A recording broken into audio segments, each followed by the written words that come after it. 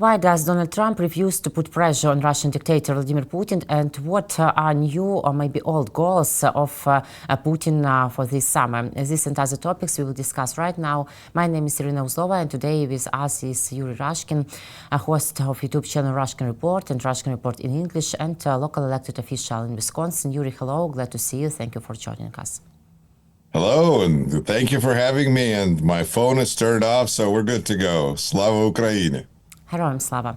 Thank you for your time and your thoughts. So we saw one of the biggest, or maybe only one, result of that negotiation that had place in Istanbul on May 16. Ukraine and Russia conducted the first stage of the prisoner exchange in the format 1,000 for 1,000. Overall, the process will last 3 days. Ukrainian President Vladimir Zelensky stated that Ukraine and Russia have carried out the first part of the 1,000 for 1,000 exchange agreement. Today, 390 people. On Saturday and Sunday, we expect the exchange to continue, he said. Earlier this day, on Friday, US President Donald Trump has announced this a large-scale prisoner exchange that has been agreed between Ukraine and Russia. And Trump concluded it will go into effect shortly. Congratulations to both sides on these negotiations. This could lead to something big, asked Donald Trump. So this question I want to ask to you, Yuri. This could lead to something big because we see that Putin doesn't want to stop his war. He believes that he can win. And that is a realization that Donald Trump has come to as well, which was an interesting moment, I'm sure, for the European allies, because we had a president who insisted that he could get this solved and figured out in 24 hours or then 100 days or whatever.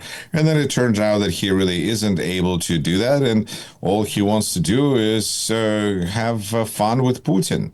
And Ukraine is standing in his way, and he is already shown that he is washing his hands of Ukraine, and he is not interested in being even a mediator. He just wants to be out of it completely and have fun with Putin.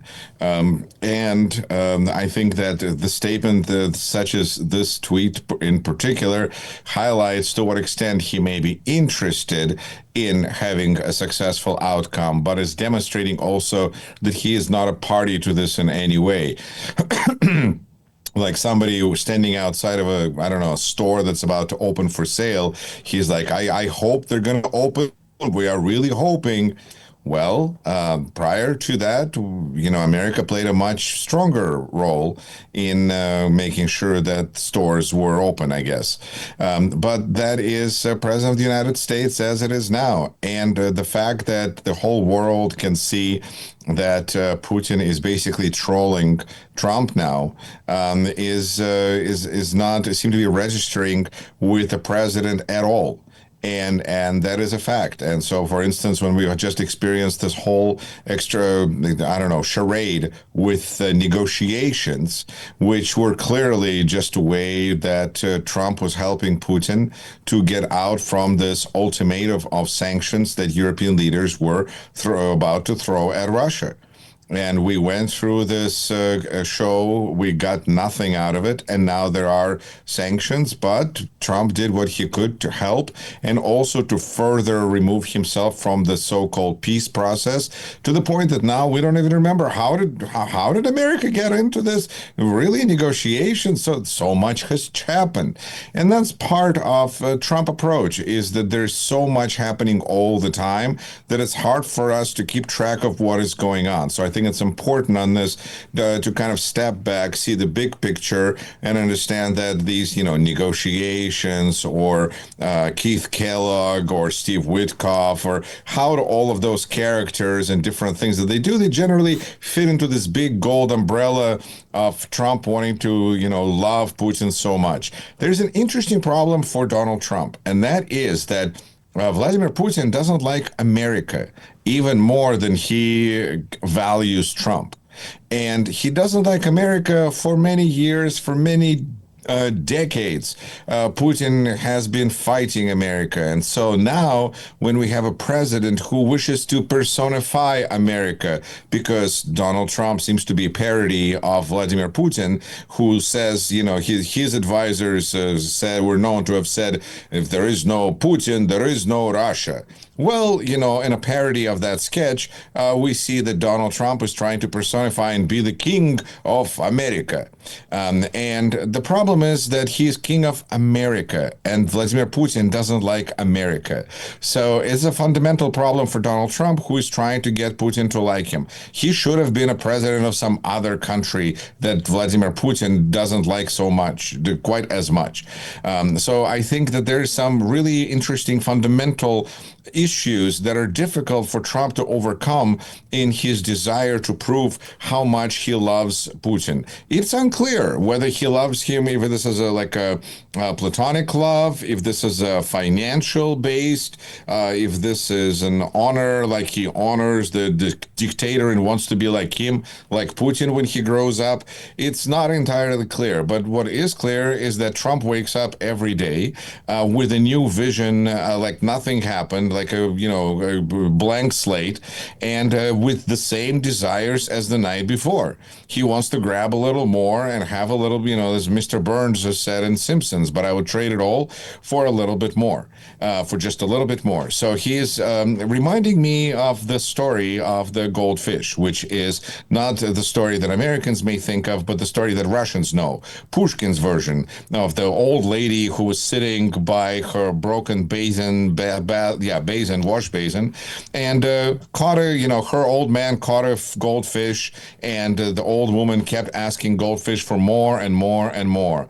And in the end, it kind of backfired. To kind of summarize this whole beautiful poem, it backfired.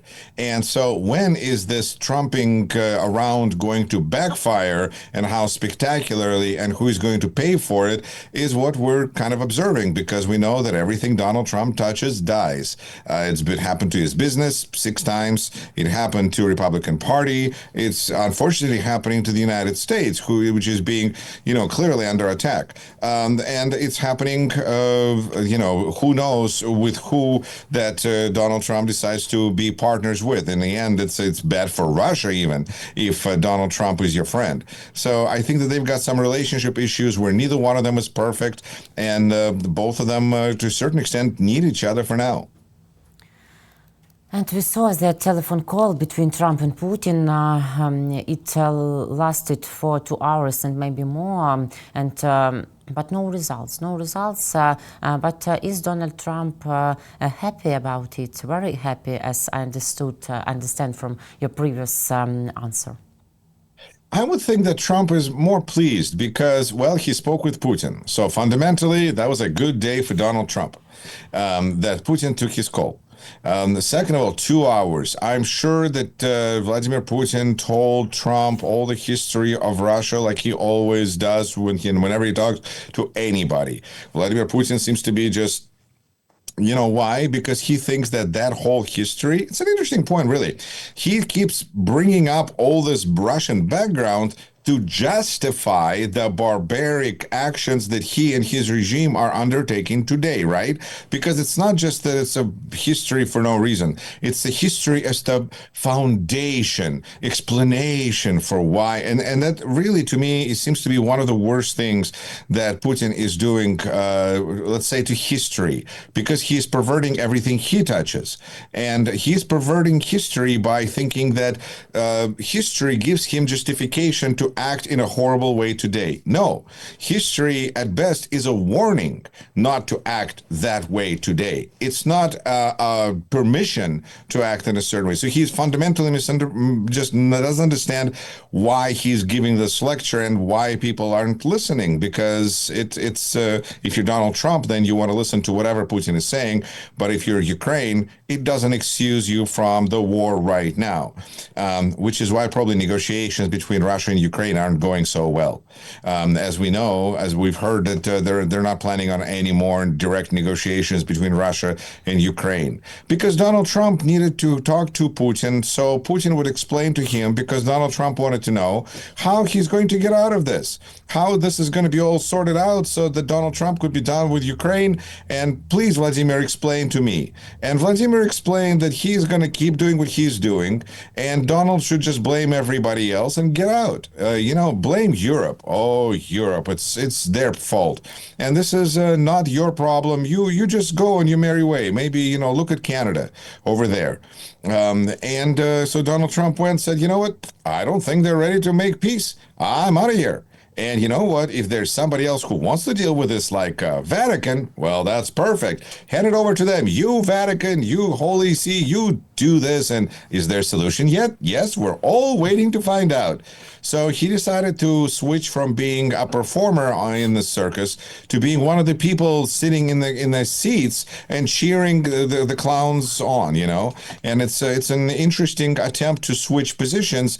And some people will remember, some people will get confused. Some people are going to think about other things that are happening at the same time, then just forget about Donald Trump. But you can't forget about Donald Trump, because even his actions that have to do with, we moved on past the phone call. We're now dealing with him threatening Europe and threatening Apple because he forgot what happened yesterday, that he already made peace with Apple, but he wants another bite of the apple, so he's going at it today. That's Donald Trump that we have, and so there's not going to be another one. So just, I think, kind of moving away from him with the understanding that he's going to be attacking Europe now in an economic way, but once it is officially presumed that he is really with Putin, there's going to be a shift. And I think that's important to understand. The same way that we noticed that there's a distinct shift with the way Donald Trump behaves before and after conviction, the same way that once he becomes kind of расчехлится, when you take off the casing and go, you really are with Putin, aren't you? Then it kind of, I feel, would give him a permission to start acting like he is with Putin, because, it's all clear. Everybody knows it anyway. And in that sense, I think we could be looking at a much more dangerous Donald Trump than we are now. But it is a slippery slope, and it's just a matter of time before he gets there. Yes, really, we have a lot of jokes today about the sanctions, about tariffs against Europe, because all the senators, Marco Rubio, all European leaders calls Trump to make pressure against Russian dictator, to provide sanctions against Russia. And Trump thought, oh, yes, okay, sanctions, Europe, I understood. And Trump announce about tariffs 50% against Europe. Maybe he didn't understand that Europe sanctions and pressure is not about Europe, but Europe and USA together against Russia. Maybe he understands better in Russian. Who knows? Maybe just that the message was delivered to him in the wrong language. That's all. He recognized some of the words. It's kind of like when I speak to people who speak Ukrainian. I look for words I recognize. He recognized Europe and tariffs and went with it in the way that he could best imagine. It's terrible. It really is terrible. And he also knows that, he lost trade war to China because he escalated quickly to 145% tariffs, which essentially meant trade embargo, so that nobody's wanting buying anything because who wants to pay 2.5 times more for everything, starting with people who are supposed to pay for the tariffs in the first place, so importers. And now he wants to do the same thing with Europe, considering that he already lost and gave up and went back to, 30% with, this is such, I went to and visited Israel and walked around Jerusalem, and there's people in this kind of a Middle Eastern market setting that are really want to argue with you about the price and all of this percent. And it seems like, Donald Trump would feel very comfortable there. He's looking for a bargain. And when he feels like negotiations are not going well, he just goes back on his word. Because what did he say? He said that he's pausing these tariffs for 90 days. Well, has it been 90 days before he officially failed that deadline? No, he decided not to wait this time. This time, he decided to march right in and say, you know what, this is not working well. Negotiations are not going well, probably because, whatever.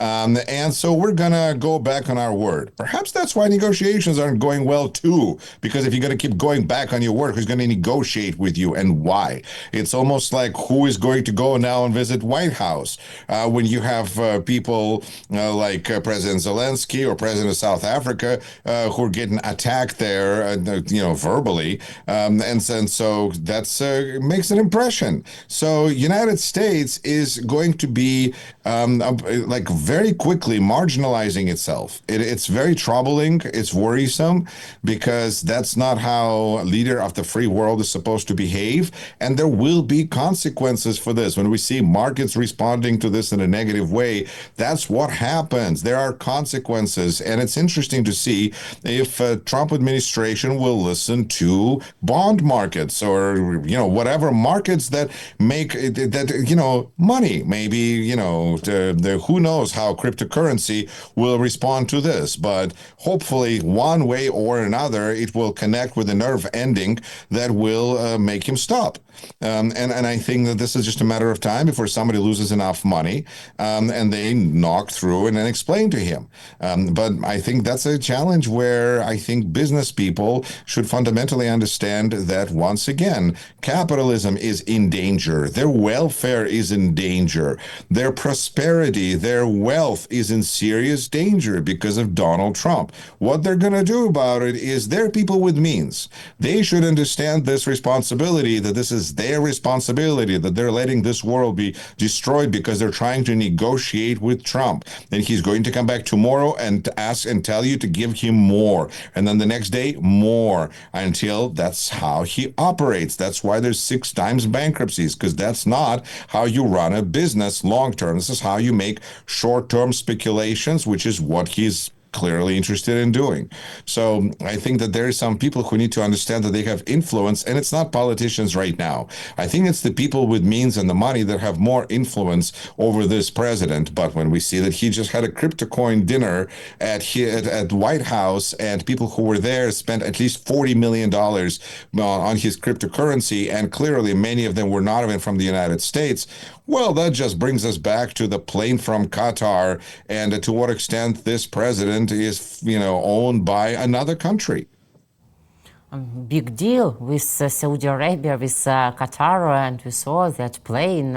And Trump thinks that he showed to whole world that he is really a master of deals. But we have some questions about such deals. And he mentioned in that post in Truth Social about that tariffs against Europe that I recommend to somebody, and we ask ourselves to whom, because we know that Trump personally provided previous tariffs, so then cancelled by himself them, so he can cancel in any moment his decisions. We see it, but on such a period it's really very dangerous and unusual decisions about Europe and tariffs. But it's important, and it's also important for him to find somebody who is going to be ultimately held responsible. I think anybody who understands, I would say Russian approach, when you don't want to be the last one, when there's like, whose fault is this? So it's very important to be able to point finger at somebody. Therefore, even when it's tariffs, which is his, he liked it, he loves it because he doesn't need anybody else, he still recommends. Interesting. So I guess it's not really his fault or responsibility. That's somebody else, some other Trump. Maybe Eric Trump. I don't know. Maybe Stephen Miller. Who would Donald Trump? Vladimir Putin. He will recommend tariffs to Vladimir Putin. And if Vladimir Putin approves, then, Donald Trump, he's a little person. He's just a president here, But it's this guy in Kremlin that totally got him by the, price on eggs. And so he can't do anything. So he'll just recommend tariffs and see what happens. Yes, they really have so much in common, Trump and Putin, and about more and more about wishes that only became bigger. Putin visited Kursk region this week again, and he really believes that our forces are not presented there, but we are in Kursk region, in Belgorod region, but Putin lives in his own reality, of fantasy reality, and that's all. And some of Putin's deputy of Kursk region told that we are not peninsula. We want Sumy, Ukrainian big city, which Putin terrorizes every day by drones, by ballistic missiles, by big attacks, because he cannot own the city by his forces, so he terrorizes like he can, only this way. And Putin believes that Sumy and Kharkiv region and all Donetsk, Zaporizhia, Kherson region can become Russian this summer. He believes, but he has no chances, as our experts and analytics and our forces says and know, and our intelligence teams, everybody in whole world see that Putin have no any win on battlefield. But Putin believes that, and can we agree that Donald Trump now gives Putin chance to use this summertime for his attacks and for this time for Putin? Irina, I think this is a very important point, and that is understanding the similarity between Putin and Trump. Because there are people who will say that they are very different, because Trump is a capitalist who is interested in deals, and while Putin is more of a power grabber, secret police, all of that stuff. But I think that they actually have a lot in common because they're both fakers. And one of them faked being a successful businessman, and the other one faked being a spy. And so they constantly have to prove that they are not who they really are. And the question there goes back to accountability. What is the accountability for faking this kind of stuff? If you're faking that you're a businessman, then there's consequences, because there's accountability. There's a bankruptcy, as I've mentioned, for Trump 6 times. For Putin, less worry, because he runs a country that cannot declare bankruptcy, although in the late 90s, they essentially, there was some collapse. And so it's not like Russia hasn't had economic problems. So they both clearly suck at running things. I think that whether there's going to be accountability for Putin, it's hard to imagine other than, in hell. And I think that there's going to be, a circle of hell, perhaps named after him. Who knows? Because he should be recognized for his contributions to, moving hell on earth, to kind of creating that connection. Thanks, Vladimir. But the consequences for Trump, I think, are much more direct and really should be predictable. His policy and his politics are really doing a lot of damage to the United States and to people of the United States. People who voted against Donald Trump, and also for people who voted for Donald Trump.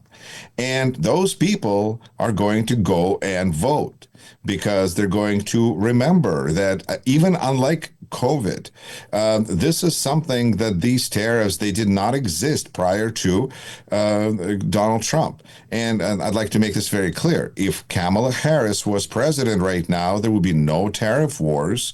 We would continue aiding Ukraine, at least at the level at which Joseph Biden was aiding Ukraine. Enough or not enough, whatever, we would be at a very different level than we're looking at right now. And I think that's the part of elections having consequences. We chose to stay at home, not vote for Kamala Harris. Too many people did. And as a result, we now have Donald Trump, who feels that he can do whatever he wants, that he caught the goldfish. He is the president of the United States. He can do whatever he wants. again, we'll see to what consequences that will lead, but there are elections. If there's going to be elections, and there's going to be elections on which Donald Trump is likely to pay a heavy price. That's why he pays so much attention right now to what's happening in midterms and is looking for candidates, basically auditioning candidates to for Congress and for Senate, because he understands that if he loses House of Representatives, they're going to start impeachment hearings. And if he's going to lose Senate, they're going to finish impeachment hearings. And so he can't let either thing happen, and that's how he is fighting against accountability, by fighting elections. And the further he goes to trying to disable the rule of law in the United States, the more questions arise about whether we're going to have elections or not. So, but I think it's important to presume that we will, because if we presume that we won't, then that's even worse. We have to presume that things are going to go as scheduled. At the same time, preparing for the possibility that Donald Trump will attempt to do something, especially if things are not going well for him, to derail processes that do not work well for him, which he has done consistently throughout his life. So there's not even anything new. Not to mention that if Donald Trump isn't in the White House, he could have lots of legal problems for a variety of reasons. Therefore, chances of him leaving the White House are diminished by that alone. So we have Putin and we have Trump, two fakers who are trying to avoid accountability. And if they stay where they are, will only find accountability in the next world. So I think it is important to understand this, how much they have in common, how much they're fighting to prove that they are who they're not.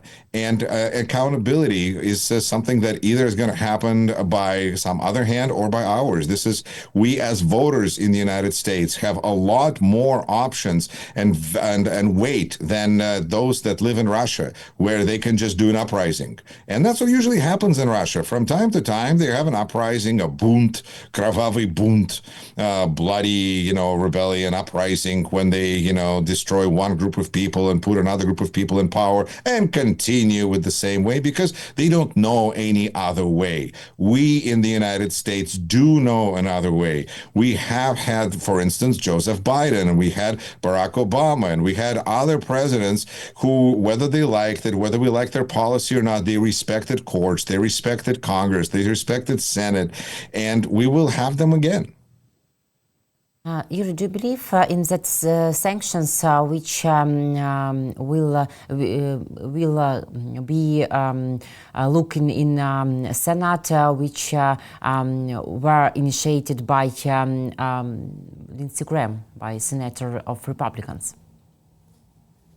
It's an important question for understanding what's happening with the United States a little bit right now, because these sanctions, this statement about sanctions or law is more of a fig leaf to cover up the fact that we're not providing any pressure on Putin. But it seems interesting that Donald Trump continues to be interested, quietly albeit, in sanctions on Putin. He renewed quietly sanctions that were put in place by Biden. I was surprised. And he, in general, continues to have some of those sanctions remain in place. And even this. And I think part of it is that Donald Trump understands that if there are no sanctions, that there's no leverage on Vladimir Putin, especially leverage that he can attribute not to, not to himself, but to, evil Lindsey Graham, Lindsey Graham, and those senators, 81 senators that Donald Trump just can't overcome, then it looks like Vladimir Putin still has to call Donald Trump once in a while, still has to talk to him, still has to be interested in him, because otherwise, who needs poor Donald? And so I think that might be one of the strategies behind just trying to stay engaged and put some quieter pressure on Putin. But at the same time, if these sanctions can be negotiated, Trump is always looking for a way to let Russia off the hook. So chances that this I don't know, what is it? The word escapes me. Whatever it is that Lindsey Graham is pushing forward in Senate is going to have, it could be another way for Trump to use as leverage to really just take sanctions off of Russia, which is what he ultimately wants to do. He wants to put sanctions on like everybody else and take them off. Well, Russia has zero tariffs already. So now just sanctions and tariffs for everybody. It's a very Russian way of looking at things. For friends, everything. For others, the law. Yes, yes. But Yuri, we still have hope that maybe someday Donald Trump will understand that it's also a reputation of the United States in general. And China looks on all these things and weakness of the United States right now and think about their next wars. You can say, look at it from this. Yes, I mean, yes, it can be considered usurpation, capitulation of the United States before Russia. But if we say that Donald Trump looks up to Vladimir Putin and wants to be like Vladimir Putin, well, then what is Russia but capitulated and usurped by China? So this is just really Donald Trump's way of repeating what his guru is doing. You sell your people out to the neighbor, to somebody else who wants to pay for all of this, who is willing to sponsor you and your whatever ideas you have. And democracy, who needs that? So I think that Donald Trump is just continuing on his merry way, and everything is great in his world. And it's just that he's trying to create two worlds, one where he lives and people that are with him, whether it's Elon Musk or whoever, Vladimir Putin, and the other world where the rest of us live. And we can see it in the budget that House of Representatives has passed, and Senate is now going to do something with. Who knows? But House of Representatives predictably folded and bent to Donald Trump's will, which only highlights how much leverage Donald Trump has with this Congress. And so they did what he wanted, and the budget is going to reflect his priorities, and Republican Party is the party of Trump. And how do we go back from this? Like, we go and vote. Ukrainian troops attacked the energy plant in the city of Yelets, Lipetsk region, Russian Terroristic Federation. The plant manufactures components for Russian missiles, bombs, and special equipment, according to the General Staff of the Armed Forces of Ukraine on this night of May 23. But, for these 3 last days, we see big, massive attacks against Russian Federation, unknown drones. Sometimes it's exactly Ukrainian drones. Effectively attacks a lot of objects, illegal objects on the Russian terroristic territory. And we think with our analytics that this way is the best way of negotiation process. This language is that language which Russian dictator can understand. I think of all the approaches to trying to get Russia to realize that this war is not in its best interests, I like Vitaly Portnikov's approach of generally targeting infrastructure. I feel that even direct attacks on Moscow will be, exciting to watch on TV and will warm the heart of millions of people, will not lead to the end of war necessarily if Putin is able to continue to fight. However, if he loses his ability to resupply his troops completely, that makes more sense as a way where he would just run out of options. And it is, of course, possible that he will continue to purchase his cannon fodder from other places, from other countries, as he already done.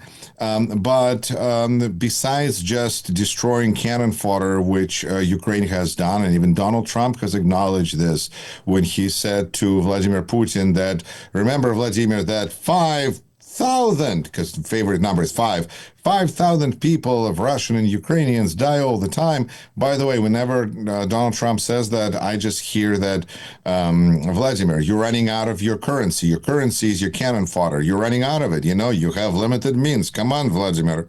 And that's the currency that Putin has, and he is losing it, and therefore making it harder for him to use it, and in general, using drones to the level that is basically, Ukraine is now the forefront of how warfare is going to be happening in 21st century, which is really an incredibly painful and tragic accomplishment that has been accomplished by people who refuse to surrender and refuse to die, and people who refuse to become part of Russian empire, who make amazing technological and intellectual and intelligence advances, especially when working with the United States to stop Russia. I think stopping Russia is an incredible motivation for a lot of people and countries. You know, when Ukraine could identify itself by just not being Russia, I think it's a powerful statement for what Russia is, that other people just don't want to be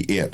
And so Russia is going to remain Russia. They're going to use their ballistic rockets to hit apartment buildings, because, you know, apartment buildings are dangerous and they, you know, run around, and then you never know. It's ridiculous. It's tragic.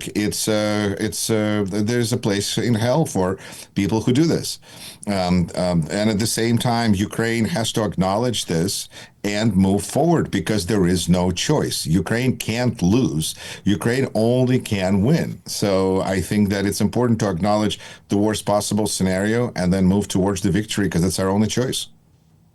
And thank you for such support and for your time and for our summits and for our conversation. Yuri, thank you today. See you next week and see you in our Russian-Ukrainian format too. Take care. Thank you. And once again, I want to just express my support from all people who are following Ukraine, for heroism of Ukrainian people, including yourself, who are reporting, not a first year, for years from war setting. So thank you to you, and all the best, and Slava Ukraini. Heroям slava. Thank you. Yuri Rashkin, host of YouTube channel Rashkin Report and Rashkin Report in English. You can find these YouTubes under this video. Please subscribe to it and subscribe to YouTube channel War and Politics 24. My name is Irina Uzlova. Thank you for watching and joining us. Take care.